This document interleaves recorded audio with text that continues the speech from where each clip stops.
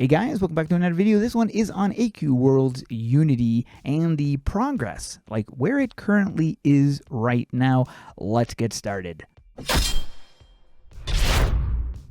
In some interesting news, they were contacted by a player who made a tool in Godot that can extract information from the existing Flash assets. This could help automate the process of converting monsters, and this could potentially speed up the conversion of the game from Flash to the current platform. So that is interesting. Hopefully they'll be able to do something with that. Artix mentioned that this is the icky part of the game. I did quotes in the air, but you can't see it. We are officially at the part of the normal game development cycle where everything that you add breaks something that's already currently existing. And this is where they are. Now, the goal of doing these posts is to be transparent, he says, and that's good because we would like to know where it's at, like where the progress is at with this game, especially for people looking forward to it.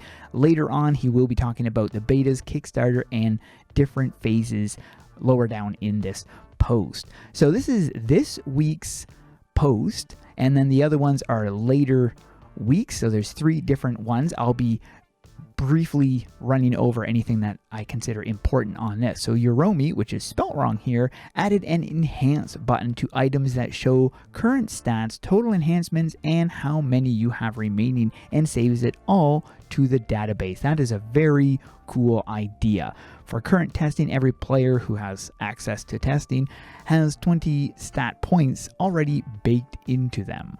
Tunic is working on screen resolutions and full screen and added drop downs for some settings. Dialogger has been working on that. This is a rather large feature with the current system because you'll be able to move things using the exact coordinates. Now this is only for devs, but still good to know. Warlick had to completely rebuild the avatar to get it working with the Dialogger, which is the cutscene editor. Spider has been working with the game developers on combat. That's really, really cool. Spider has a lot of ideas of things relating to combat, so it would be awesome if they can implement some of those.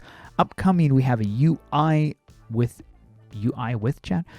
chat for mobile, as well as a skill node system. This is a massive improvement on the existing game that will allow us to build more interesting classes. Very interested to hear more about that. Last week, Tunic was working on multiple things, including the background in the character menu. Would like to make this customizable, and some fixes as well. Has a 3-tab to sort quests. Now this is the same as it is in AQ2D. You've got all, story, and side. Warlick's been working on a lot of stuff too. Death is no longer pixelated, so Death was pixelated. Storyline data quest can now belong to a storyline, aka Saga. I think AQ2D uses a similar system to this. You can now see your total storyline progress. This you can see, that's a feature in AQ2D. And Uromi was working for the support for enhancements in the UI. Quest reset, a cell which now allows devs to transfer between cells for testing maps. Ooh, we don't have access to that command, but still cool. Combat meeting for spell implementation and enhancement. Goal is to build a modular system that allows a node-based tool for devs that will allow more customized spells. So that's what they had kind of mentioned earlier, and that is a really neat idea.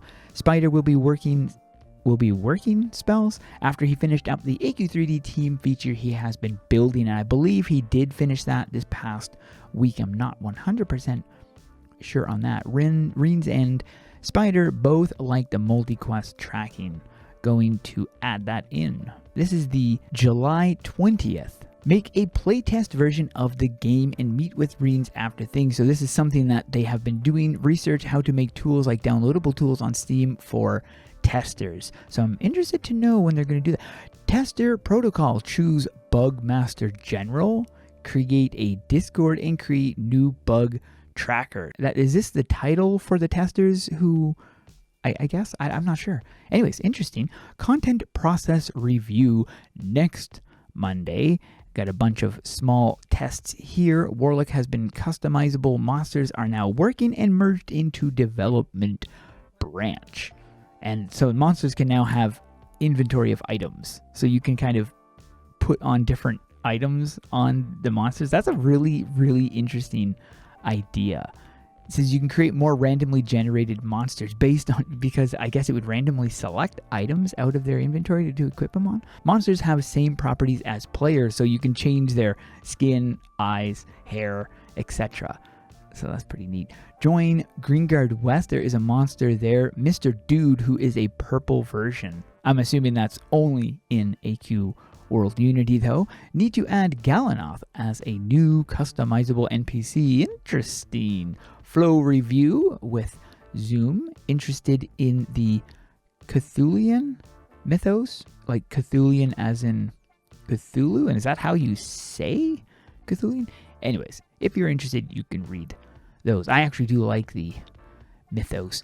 Uromi, the bug. So he's got a bunch of things. Admin Yell is working. This is something that they have in AQ3D too, because they do that during live events and whatnot, or when there's an update and stuff. Well, I'm sure they have that in AQ World too. That's probably where it came from. Spider get well soon. I guess he was sick that week. That's unfortunate. This is a timeline overview. This new version of AQ Worlds is extremely important to both the team and our community, if players. I think he meant of players. So I want to make it very clear we will not be releasing things until they are actually ready. These dates are not set in stone.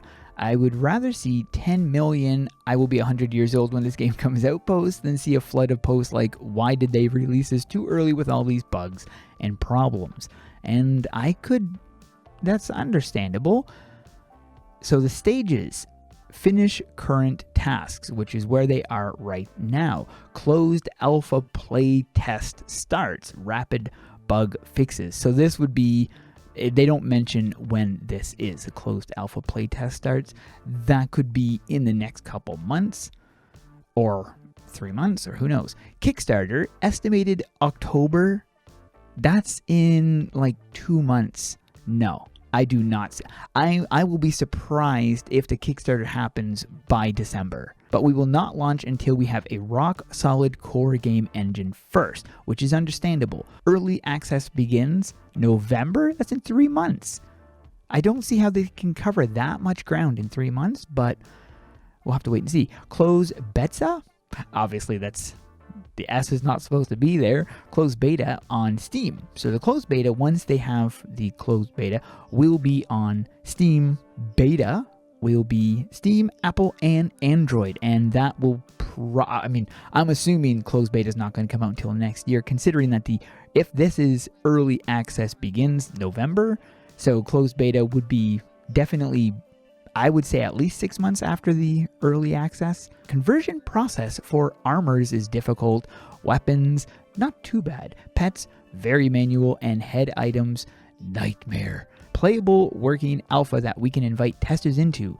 Need a new UI that lets us communicate with testers, and a new caster NPC. And then the 20th anniversary event. Beline, some of you guys might remember Beline, Alina and I met today to write the outline for the 20th anniversary event that will take place in our games this October. And this is why they've put a time stamp of the Kickstarter launching in October. I forgot how funny Beline's writing style is. Really glad she's going to be a big part of creating this celebration. That is really neat, bringing her back to write this out. That's very, very cool. So yeah, I'm looking forward to the 20th thing. And that is the progress for the set of the day. I'm going to this one right here. Great look on this, and it made it into the set of the day. That is it for this one. Hope you guys enjoyed. Thanks for watching. We'll see you in the next one.